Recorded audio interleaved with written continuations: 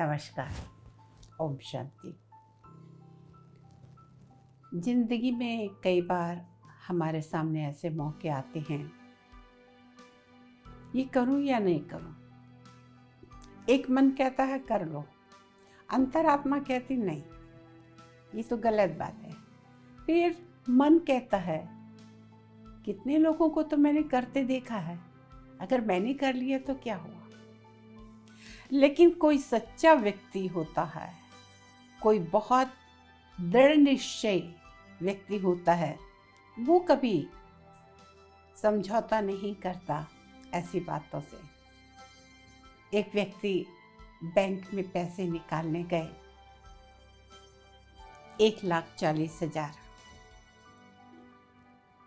पैसे कैशियर ने किया, उन्होंने अपने बैग में रखा और बिना गिने ये दिखाते हुए कि हाँ भाई तुम्हारे ऊपर विश्वास है, और चुपचाप रख के चला गया। लेकिन वो व्यक्ति देख रहा था, उस व्यक्ति ने जान लिया था कि कैशियर से गलती हुई है और उसने 1,40,000 के जगह 1,60,000 रुपये मुझे दे दिए। घर पहुंचा, पशुपेश में था। क्या मैंने सही किया? हाँ, क्यों नहीं सही किया? मन बोला। कितनी बार तुम्हें किसी ने लौटाए तुम्हें पैसे या कोई चीज़ कि भाई आपने ज़्यादा दे दी, ले लो। और मैंने तो चोरी तो नहीं की है ना, ये उसकी गलती है, उसने 20,000 ज़्यादा दी, मैंने तो उठा के नहीं ली। मन में यही द्वंद्व चल रहा था। नहीं, मुझे ले जाके दे देना चाहिए 20,000। करता तो वो भी जॉब ही है, सर्विस है, गलती हो गई, मेरे से भी तो कभी गलती हो सकती है। एक मन कह रहा था ये करो, लेकिन अंतरात्मा कह रही थी नहीं, तुम्हें लौटा देना चाहिए। ये तुम्हारा निर्णय, या अपने आप को ये बताना कि नहीं, मेरे साथ किसी ने कहा इतनी ईमानदारी की जो मैं ये करूं। तुम तो ईमानदार रहो, तुम तो अपनी इंसानियत दिखाओ।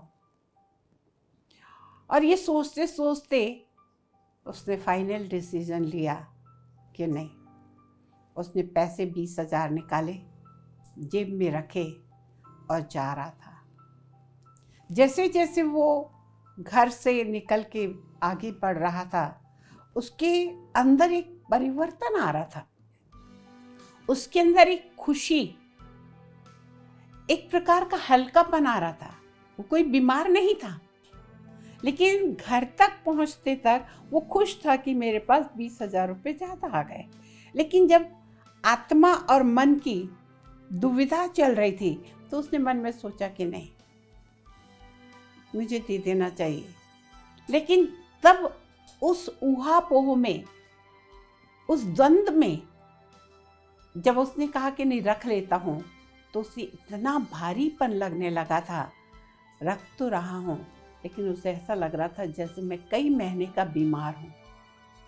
और जैसे ही उसने 20,000 रुपये डाले जेब में और निकला, कुछ दूर चल रहा, धीरे धीरे उसका जैसे वो बीमारी निकलते जा रही है और उसको खुशी बढ़ते जा रही है, एक प्रकार का आनंद आ रहा है। और वो व्यक्ति बैंक में पहुंचा, कैशियर से कहा आपने मुझे 20,000 रुपये ज़्यादा दे दिए। कैशियर बहुत थैंक्स बोलने लगा, कहा साहब आज के ज़माने में आप जैसे लोग हो तो क्या कहने, आपका कितने शब्दों में धन्यवाद अदा करूं। थैंक यू साहब।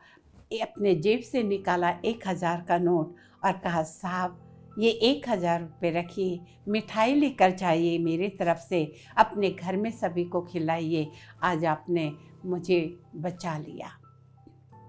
उसने कहा नहीं नहीं नहीं, ये जेब में रखो तुम्हारे, आज मैं मिठाई सबको ही को खिलाऊंगा। कहा साहब आप क्यों?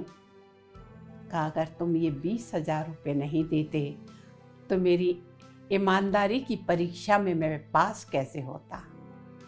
मेरे मन में द्वंद्व चल रहा था, नहीं दूंगा तो क्या है, मैंने तो चोरी नहीं की, दुनिया में कौन कौन लौटाता है, लेकिन तुम्हारी इस गलती ने कहीं ना कहीं मेरी अंतर आत्मा ने मुझे अपने अस्तित्व की कहीं ना कहीं पहचान करा दे कि नहीं, तुम इंसान हो और मनुष्य का धर्म है सच्चाई, सफाई, सादगी।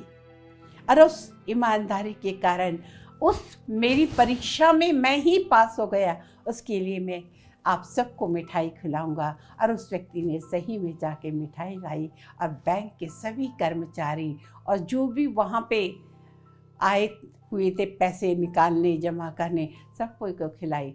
और जब वो घर लौटा तो भगवान को थैंक्स अदा किया, हे ईश्वर तेरा कोटि कोटि धन्यवाद। आज मैं जितना खुश हूँ, शायद लॉटरी भी लगती तो इतना खुश नहीं होता, क्योंकि कहीं ना कहीं मैंने अपने लोभ पर विजय प्राप्त की।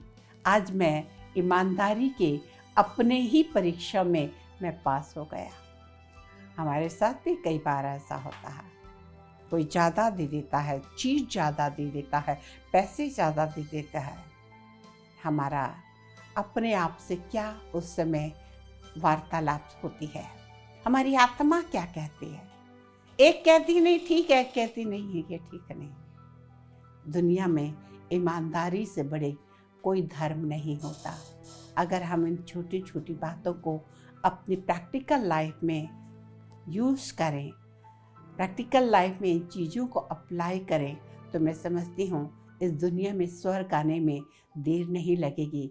हर व्यक्ति किसी न किसी रूप से गलती करता है, लेकिन उसकी गलती को हम सुधार लें, हम अपने लोभ पर, अपने अभिमान पर कंट्रोल कर लें और सच्चाई हर एक में आ जाए, तो हम उस सुखी संसार का, जिसका बापू कहते थे राम राज्य, उस सुखी संसार में इसी धरा पर ले आ सकते हैं। आवश्यकता है अपनी अंतरात्मा की आवाज़ सुनने को। और अंतरात्मा की आवाज़ सुनने के लिए अगर आपके पास ज्ञान है आत्मा परमात्मा का, तो बहुत जल्दी ये आसान हो जाता है कि आप कोई भी गलत कार्य नहीं करें। अपने आप को परमपिता परमात्मा से जोड़ें, मेडिटेशन करें, राजयोग सीखें। आपके हर शहर में, हर जगह प्रजापिता ब्रह्मा कुमारी ईश्वरी विश्वविद्यालय के संस्था है, सेवा केंद्र है, वहाँ पे 7 दिन का फ्री राजयोग शिविर करें और अपने जीवन में परमात्मा से वो शक्तियाँ लेकर और अपने आप को उन दिव्य गुणों से सुसज्जित करें, तो ये दुनिया बहुत सुंदर दुनिया हो जाएगी। आज के लिए बस इतना ही। नमस्कार। ओम शांति।